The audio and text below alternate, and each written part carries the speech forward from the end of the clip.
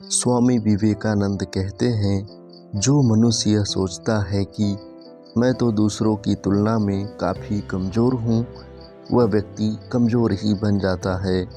क्योंकि स्वामी जी कहते हैं, मन की दुर्बलता ही व्यक्ति को कमज़ोर बनाती है। हमारे मन की प्रवृत्ति यह है कि हम जैसा सोचते हैं वैसा ही बन जाते हैं। इसलिए कहते हैं कि मन के हारे हार है तो मन के जीते जीत है।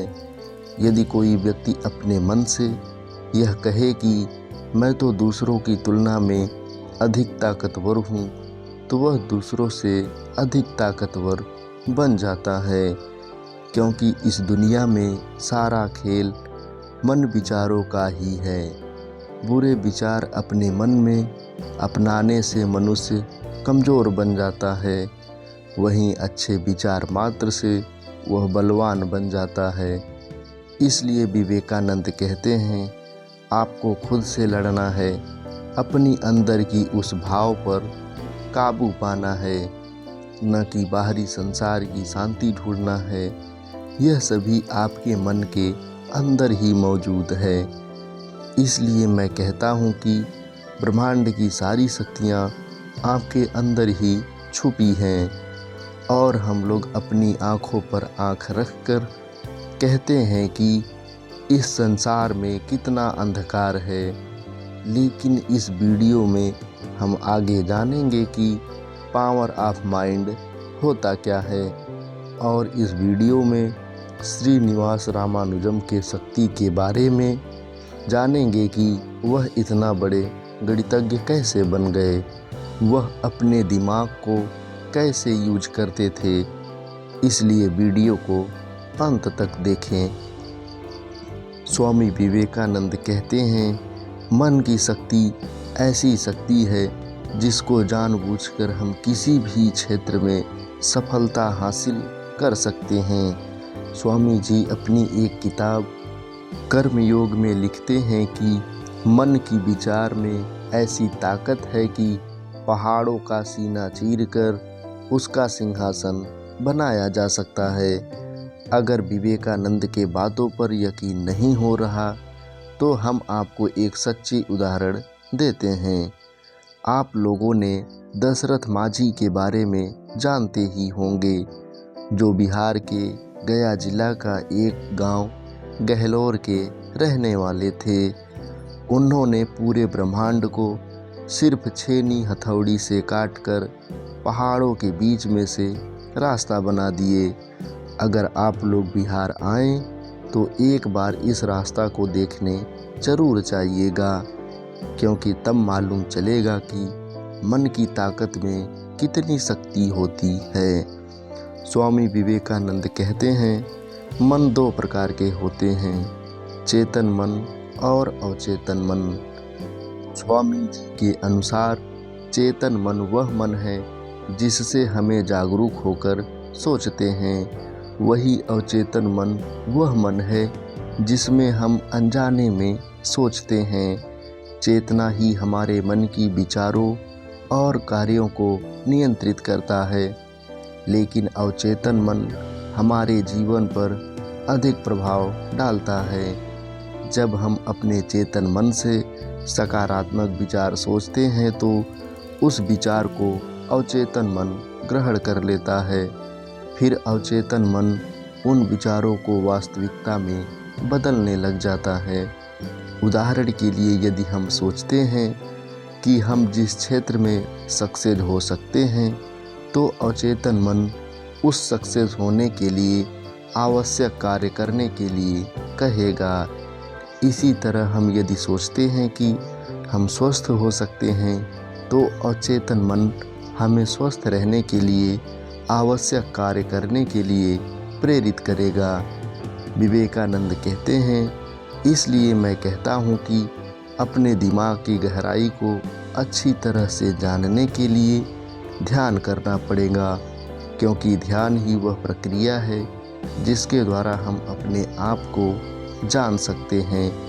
और मैं कौन हूँ, मेरे शरीर का इस धरती पर होने का क्या उद्देश्य है, एक बात पर ध्यान देना है। ध्यान को करने से पहले आपको एक अच्छा जानकार व्यक्ति जो ध्यान करना जानता हो उसके सानिध्य में करें तो अच्छा रहेगा। ध्यान करने के माध्यम से ही आप जान सकते हैं कि मैं इस धरती पर क्या हूँ और मेरा काम क्या है। स्वामी जी कहते हैं, जो व्यक्ति अपना जीवन से निराश हो गए हैं उसे अपने आप को अंदर से खोज करनी है। एक यात्रा करनी होगी, खोजना है उस हिस्से को जो अभी आपके अंदर पहले की तरह जीवित है और उत्साहित है। आपके जीवन में कितना ही कठिनाई क्यों न आए, बस आपको अपने अंत मन में कहना है कि सब ठीक है। स्वामी जी कहते हैं, जब आप ऐसा करेंगे तो आपकी सारी कठिनाइयाँ धीरे धीरे दूर हो जाएंगी। मैं खुद इसका साक्षी हूँ। एक बार मेरी तबीयत बहुत ख़राब हो गई थी। मेरे शिष्य को चिंता सताने लगी, स्वामी जी अब क्या होगा।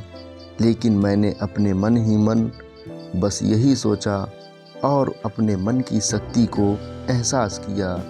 वाकई में मुझे उस पीड़ा से राहत मिल गई, क्योंकि यह शक्ति सभी के अंतर मन में मौजूद है।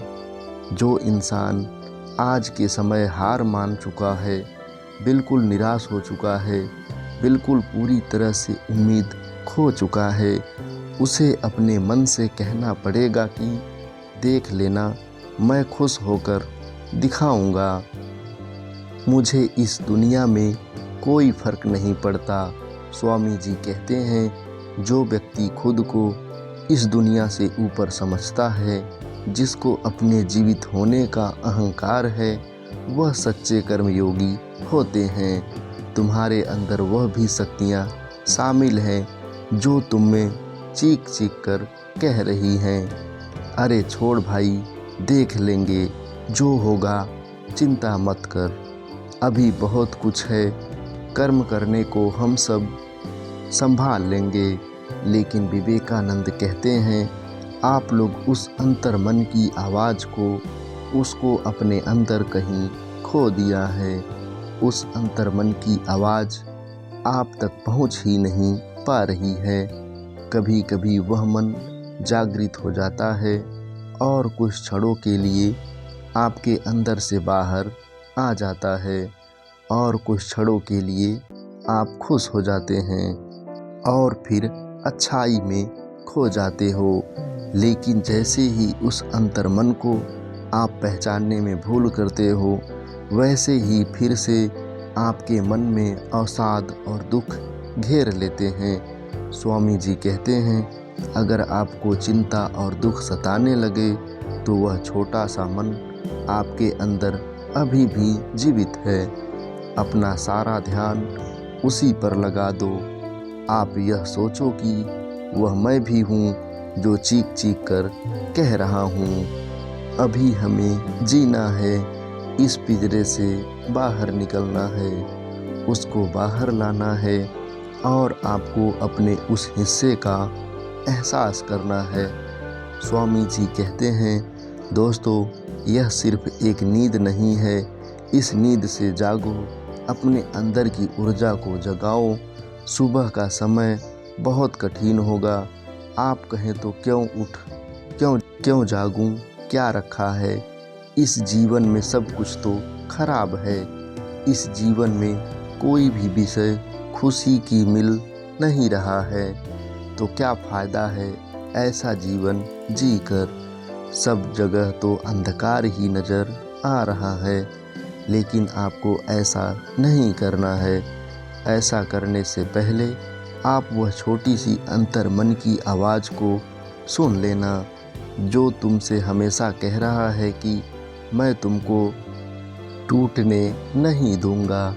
इसलिए मैं कहता हूँ कि उठो, जागो, जब तक न रुको, जब तक कि आपकी लक्ष्य प्राप्ति न हो जाए।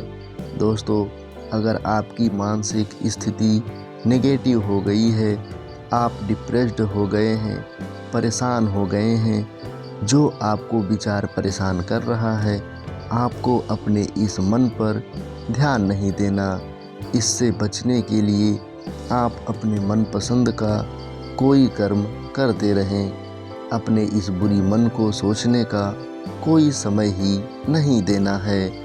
विवेकानंद जी कहते हैं, हर इंसान पॉजिटिव होता है, वह दुनिया को फ्रेश नज़र से ही देखता है, लेकिन जैसे ही मन में याद स्मृतियाँ वापस आ जाती हैं तो वह फिर से निगेटिव हो जाता है।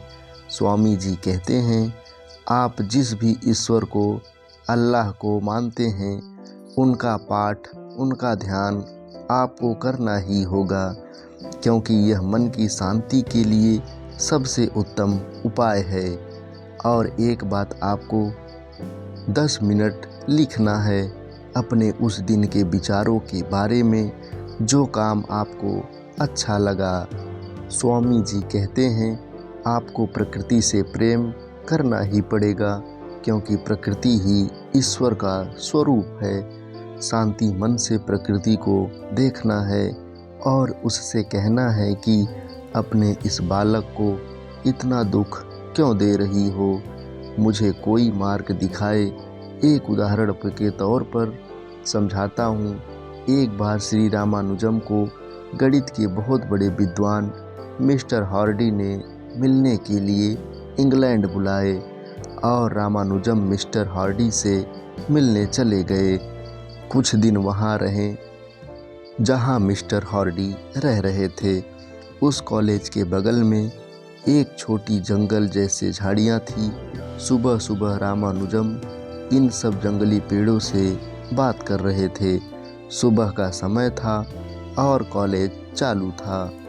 कॉलेज आने जाने वाले लड़कों ने रामानुजम को पेड़ों से बात करते हुए देखकर उनका मजाक उड़ाने लगे, लेकिन जिसमें एक जिज्ञासु लड़का भी रामानुजम के पास आकर बोले, आप ऐसा किस लिए कर रहे हैं? क्या यह पौधा आपकी बातों को सुन रहा है?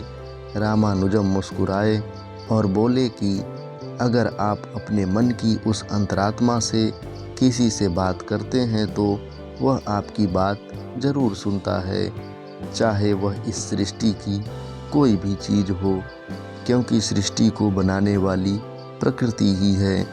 इस प्रकृति में सभी ब्रह्मांड की चेतना मौजूद है, जिसको हम अपनी अंतर मन से देख सकते हैं। विवेकानंद जी कहते हैं, साकार रूप का ध्यान करो और निराकार रूप से एक होने की कोशिश करो। मस्त होकर ईश्वर से बोल दो, अब आप सब कुछ सौंप दिया है। मेरे जीवन का जो भी कुछ आप ही हैं और आपका ही रहेगा। आप देख लेना, मैं फ़िलहाल के लिए मुक्त हूँ।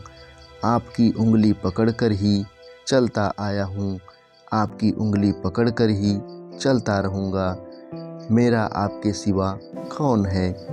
इस दुनिया में अपना कोई नहीं है, सिर्फ और सिर्फ आप हैं। गोद में चैन से सोने जा रहा हूँ। हे ईश्वर, हे प्रभु, अब सब कुछ, हर विषय मृत है। अच्छे नज़ारों को सोचो जो तुम्हें पसंद है। समुद्र पसंद है, समुद्र को देखो। प्रकृति पसंद है, प्रकृति को देखो। पहाड़ को देखो, उन नज़ारों को देखो जो तुम्हारे मन को शांति देती है। दोस्तों, वीडियो कैसी लगी कमेंट में ज़रूर बताएं। धन्यवाद।